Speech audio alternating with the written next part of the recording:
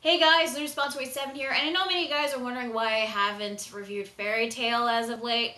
And I know I've been like way behind. I mean, Fairy Tail's now on chapter 440 something right now. But the thing is, I had to put the reviews on hold because back then the chapters would come out on Fridays, and Fridays is always Stardust Crusaders. So I had to like choose either reaction and reviews on Stardust Crusaders or chapter reviews on Fairy Tail.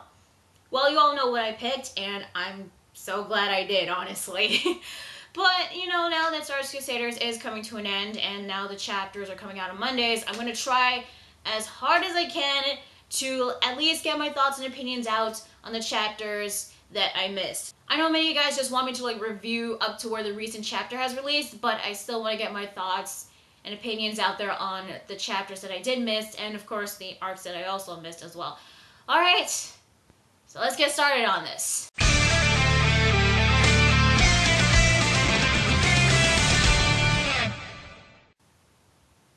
Well, that was a weird way to end the chapter.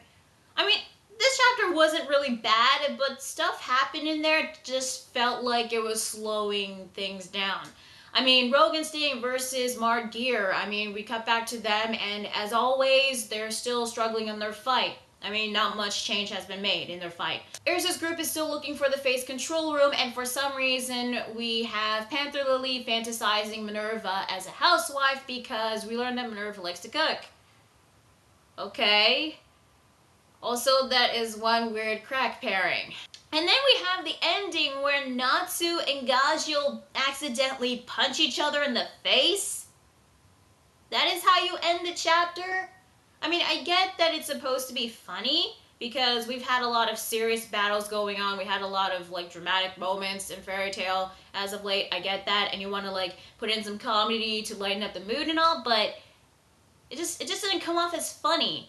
Not only that, but before Natsu and Gajeel continued their fight against Tempesta and Torafusa, they got into this argument on whose second elemental Dragon Slayer mode is better, and then they made some sort of bet on whoever wins gets to sing a song praising the victor. I get it's supposed to be funny, but is this really the time to have this kind of thing?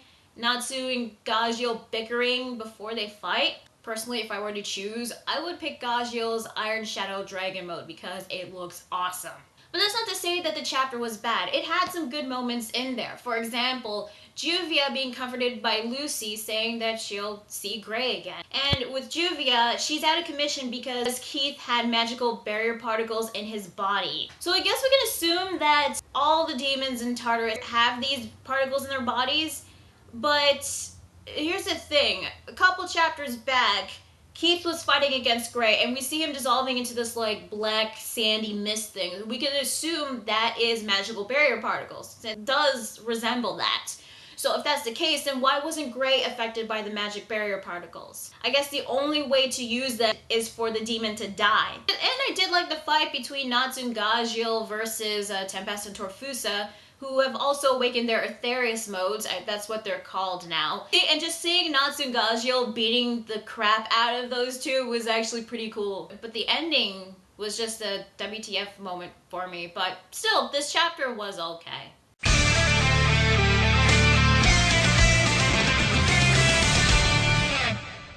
Oh my god, Gajeel Levy kiss! The pairing is officially canon!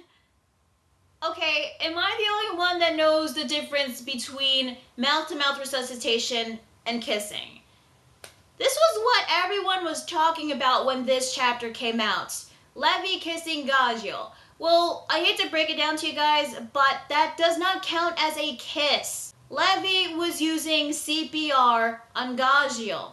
This was exactly like when Sakura used CPR on Naruto. But hey, you know what? If you like Levy/Gajeel, that's fine. I have nothing against the pairing. I just don't care that much. Especially when there is a lot more in this chapter to talk about, because finally Torafusa participates. And thank God Natsu and Gajeel didn't knock each other out in this chapter. Because if that were to happen, that would have been complete bullshit. So this chapter was basically Gajeel versus Torafusa, and in case you guys were wondering what happened with Natsu and Tempesta, well, it was because Torafusa unleashed Tenshi Kaime, this black water which engulfs the entire inside of the Tartarus headquarters, or what's left of it at least, And inside this black water was poison, which will bring death to everyone who has swallowed the water within 5 minutes. And everyone in that area swallowed the water except for Gajeel, so he's the only one that can take him out. And the fight so far has been pretty cool. Gajeel tried his very best, but Tempesta was too much for him. And he did nearly lose if it wasn't for Levy giving him air. So how did Levy end up there? Well, I'm assuming that she somehow floated into that area, or she heard Gajeel's voice, which did happen in this chapter, and she went towards Gajeel. Although I do wonder why she couldn't use her script magic to write air, but I think Hiro Mashima just wanted to give the fans this moment between Levy and Gajeel. So, okay, fine. Oh, and what's happening with Tempesta? Oh, he's just sitting on the ground, holding his breath, letting Torafusa do all the work. Okay, I guess. But still, I think this chapter was better than the previous one. And the fight between Gajeel and Torafusa looks pretty cool so far.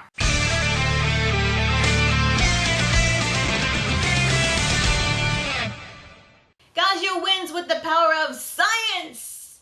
But seriously though, the fight was actually pretty cool. Inside the black water was a lot of carbon, and Torafusa had this ability where he could harden his body, so not even Gajeel's iron is strong enough to break through it. So what Gajeel does is combine the iron with the carbon in the water to create steel, a way stronger metal that was able to break through Torafusa's defense using a technique called the Koryuken, Steel Dragon Sword. This makes sense, and I like this conclusion. And yes, Gajeel did have his own speech of his own, but it's actually not annoying. So yeah, Gajeel's fight overall was pretty good. Granted, we did lose another member of Tartarus, Torafusa, but at least he did put up a good fight, at least. But I guess everyone is going to be okay as long as they get some air in them, because I think that they would have to be inside the water, or the water would still have to be inside them so that the poison would continue to work. But once Torafusa was defeated, the black water disappears, so I'm assuming everyone is okay now. Oh, and as for why Levy didn't use script magic to write air, she got caught up in the moment and she kind of forgot, but you know what, I'm gonna let that slide. Now, in this chapter, there was a flashback back to when Gajeel was still in Phantom Lord, and we all know that Makarov was the first person to reach out to Gajeel and welcome him into Fairy Tail after Phantom Lord was defeated. But before that, there was a person that did try to reach out to Gajeel, and it was Belno, one of the members of the Magic Council. Okay, I gotta be honest here, the flashback, even though it does look nice, it felt forced. I mean, it's cool that we're getting some character development on Gajeel, because Gajeel is one of my favorite characters in Fairy Tail, but I don't know, it's just the moments that happen in this flashback kind of feels like it's forced, it's like completely out of nowhere. I mean, Belno said that Gajeel should live a better life that has more meaning, and the only time that he ever thought about Belno was when she died, which has been confirmed that she was one of the Magic Council members that Gajeel's team was sent to protect. Unfortunately, they were too late. And there was this nice moment where he was tearing up and thinking about her, regretting that he wasn't able to repay for all the kindness that she's given him. In fact, it was implied that she tried to reach out to him many times, but this is the first time we learned about it. Not only that, but there was one panel where Belno said that Gajeel reminded her of her son, who is dead. And that's the only time she ever mentioned about her son. So how is her son like Gajeel? How did her son die? We don't know. But, despite how I feel about the flashback, the fight overall was pretty good. I liked this chapter. And how Gajeel defeated Torafusa, I was okay with it. Although I do hope that Natsu remembers their bet, because he has to be the one to sing a song to praise Gajeel, and honestly, I kind of want to see that.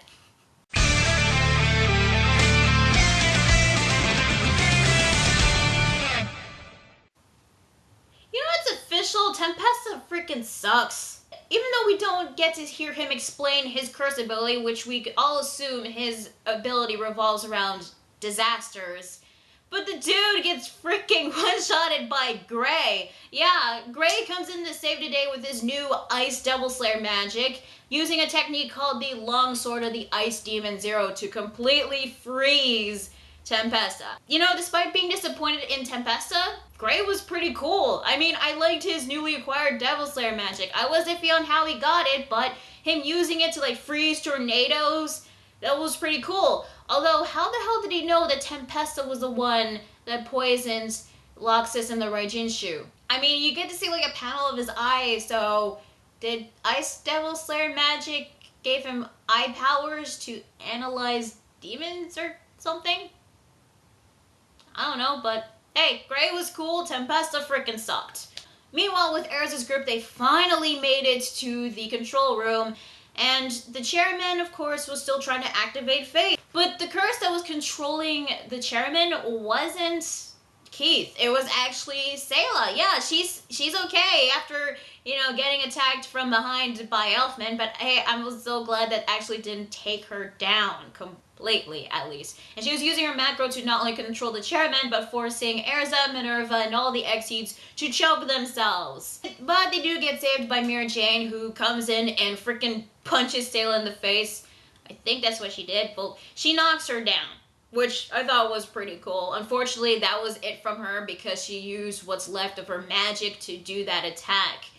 And same thing goes for Sayla. Yeah, that's basically it from her. In fact, I think she's dead. I mean, she was acting like she was going to die or something. And even though Mira Jane did attack her, the 3,000 faces are going to activate in a matter of seconds. And apparently Kyoka can absorb souls, which I didn't know she can do that because I thought that was Franmouth's thing, who is, by the way, still there and he's still a mushroom. But yeah, she absorbs Sayla's soul or power or something so that she can gain a bit of a power boost when she fights against Erza. So yeah, the next fight's gonna be Kyoka versus Erza. Yay.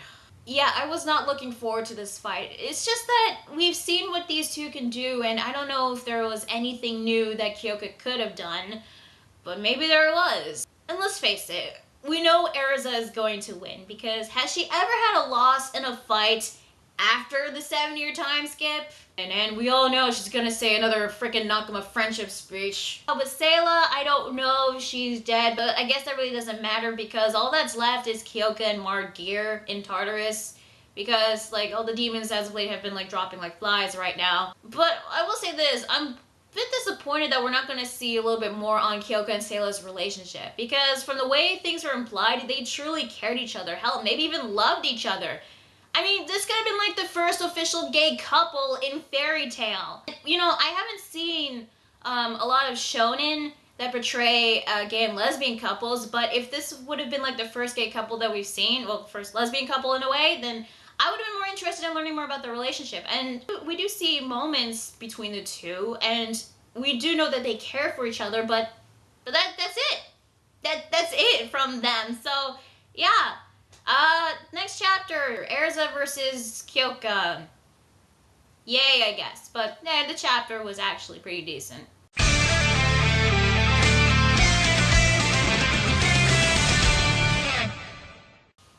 Okay, even though I was not looking forward to the fight, I will admit the artwork shown in the fight between Kyoka and Erza looks pretty cool.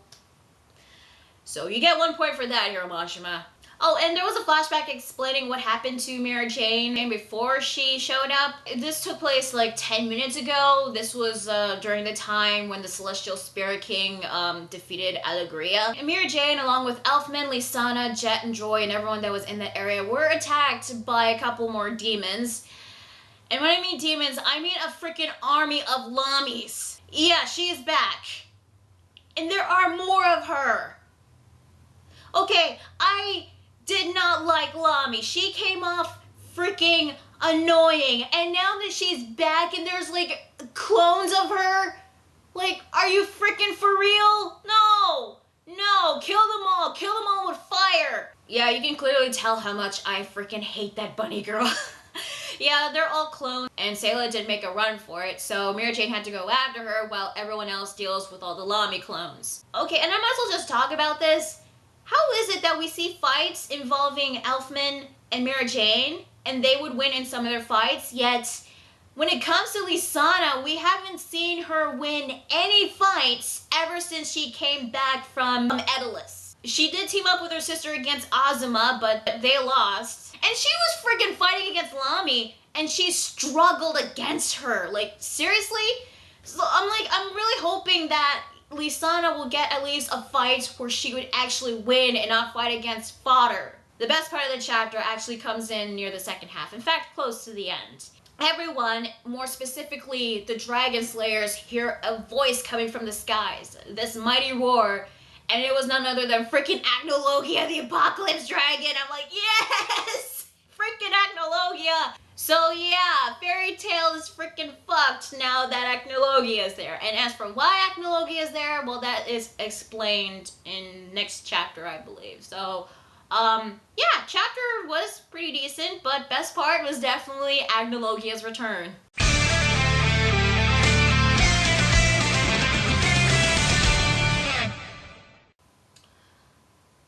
Alright, I gotta be honest here. When this chapter came out, I was so conflicted on this that I did not want to review this chapter at all. Because what happens in the end, you know what? Let's talk about the rest of the stuff. So, Acnologia showed up because he wanted to prevent End from being resurrected. So that's why he was there, to come after End. Which, you know, you do wonder, like, what was Acnologia doing all this time during the past 7 years and when he attacked Tenru Island? And how did he know where Tartarus was? But then again, he knew that Zeref was on the island.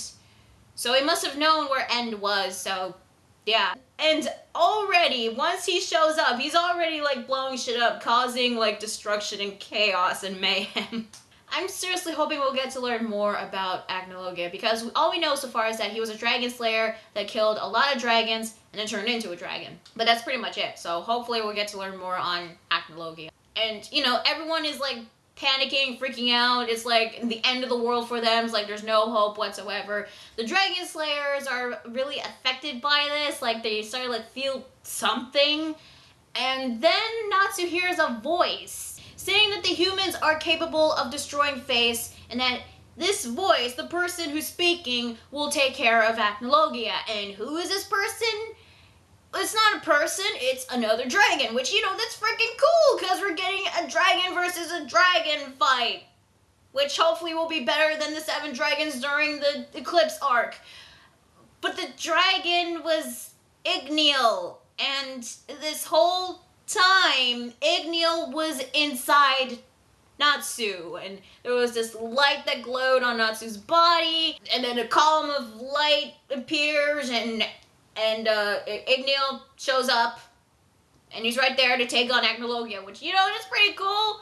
Yeah, Igneel finally makes a return, and Natsu gets to be reunited with his long-lost father figure. And, you know, you definitely feel something for Natsu when he sees Igneel, starts to cry, and says dad at the end of the chapter, but you mean to tell me that this whole time Igneel was sealed inside Natsu?